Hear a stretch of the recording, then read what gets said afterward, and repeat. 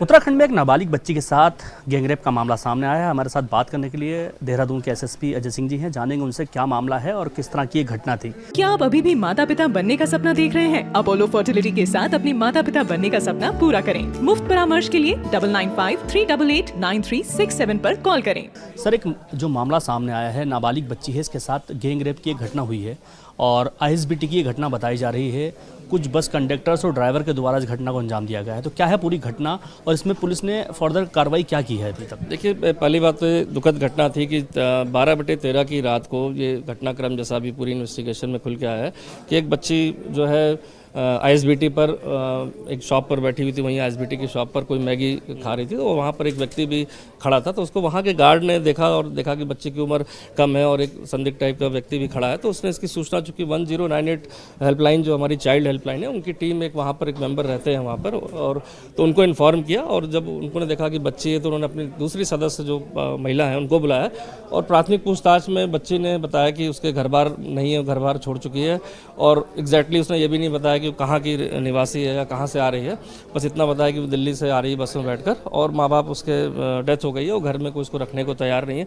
चूँकि ऐसे normal cases आते हैं, कभी बच्चे घर को छोड़कर किसी कारणों से चले जाते हैं या घर में पारिवारिक कोई क्लेश होता है तो उसके कारण भी बच्चे इस तरह घूमते मिल जाते हैं। तो इसको देखते हुए नियमानुसार उन्होंने सीधे उसको थाने में इंटीमेशन देकर, चूँकि बच्ची थी, उसको वहाँ पर अपने बाल निकेतन ले गए थे। और अगले दिन CWC चाइल्ड वेलफेयर कमेटी के सामने जो काउंसलिंग होती है और जो बातें होती है उसमें भी वहाँ पर उसने कोई नाम पता नहीं बताया अपने घर वालों का, और ना कोई एड्रेस बताया ऐसा कोई पूरा, और कभी पटियाला बताया, कभी मुरादाबाद बताया, तो अलग अलग स्थान बताए। और इसके बाद भी नॉर्मल उसका बिहेवियर था, तो उसको देखते उसका नॉर्मल मेडिकल कराकर उसकी फिर से नेक्स्ट डे काउंसलिंग कराई गई।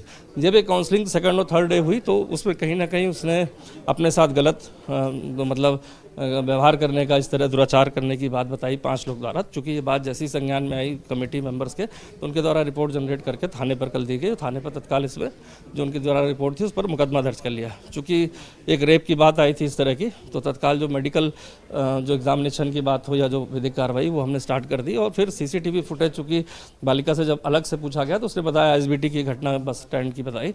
तो पूरी सारी बसेस की फुटेज, कौन कौन बसेस आई उस समय, जब रात की बात है, और उसमें सब फुटेज का जब अवलोकन किया तो बच्ची की फुटेज भी मिली जहाँ पर एक दुकान पर बैठी वो कुछ खा रही थी।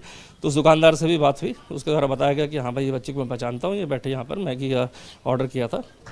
तो वहाँ एक व्यक्ति जो सस्पेक्ट था उसके आधार पर उसकी तलाश की गई, और तलाश करने के उसकी पहचान हुई कि एक बस का ड्राइवर है जो दिल्ली और देहरादून के बीच में बस को चलाता है।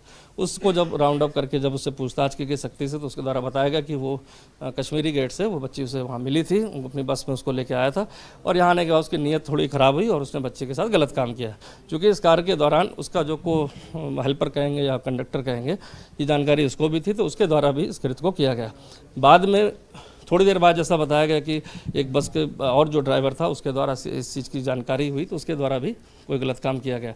इस तरह चिन्हित करके 5 लोग हुए, इसमें कैशियर भी है जिसकी भी इन्वॉल्वमेंट इसमें आई। तो 5 लोग को राउंड अप करके हिरासत में ले लिया गया। 5 ने स्वीकारोक्ति भी करी इस घटनाक्रम की।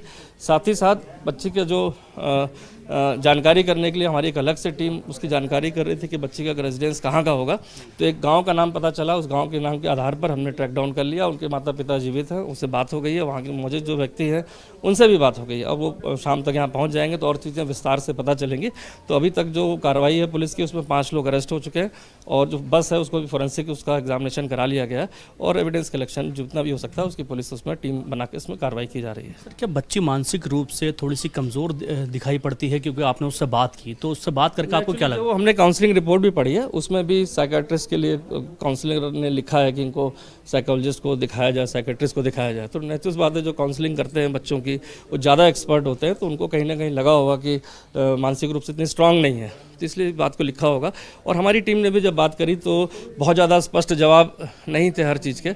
जैसे बताया गया कि फादर मदर मर चुके हैं बहुत पहले, जबकि वो जीवित हैं, और पटियाला कभी बताया गया, कभी कहीं अन्य शहर बताया गया। तो मुझे लगता है कि किन परिस्थितियों में बताया गया, पहली चीज़ तो ये भी है। और सेकंड चीज़ ये है कि किसी की मानसिक स्थिति का क्या लेवल है, ये तो एक डॉक्टर ज़्यादा बेहतर या काउंसलर ज़्यादा बेहतर बता पाता है, लेकिन काउंसलर की रिपोर्ट में इस चीज़ का हल्का सा मेंशन है। और बाकी बात जो मेडिकल एग्जामिनेशन और सारी चीज़ों के बाद ही बता सकते हैं कि उसकी मेंटल स्थिति की कंडीशन क्या है। सर, एक आखिरी सवाल, जिस बस में ये गैंगरेप हुआ वो बस आपके कब्जे में है, उसकी जांच किस तरह से आप कर रहे हैं और कहाँ है? ये बस को हमने कब्जे में इसलिए ले लिया था कि चूँकि वो पब्लिक उसका आना जाना कहीं बस कहीं चली जाए तो उसको कब्जे में ले लिया। रात ही रात हमने उसको फोरेंसिक टीम, जो हमारी स्टेट की फोरेंसिक टीम है, उसको भी बुला के एग्जामिनेशन करा लिया था और साथ ही साथ बच्ची से भी हमने घटनास्थल निरीक्षण कराने के बाद बस का आइडेंटिफिकेशन भी करा लिया कि ये वही बस थी कि नहीं थी, उसके द्वारा इसकी पुष्टि कर दी गई। सारा कुछ वीडियो रिकॉर्डिंग के तहत सारी कार्रवाई को इसमें कराया गया है।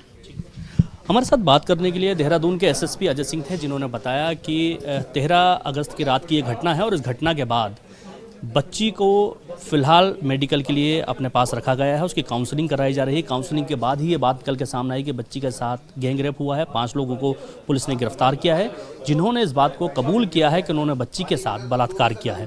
फिलहाल पुलिस ने इस मामले में गंभीर धाराओं में मुकदमा दर्ज किया है। 5 लोग पुलिस की हिरासत में हैं और बच्ची के माता पिता को बुला लिया गया है।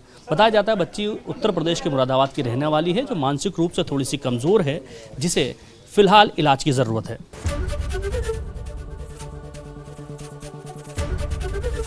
एबीपी गंगा, खबर आपकी, जुबान आपकी।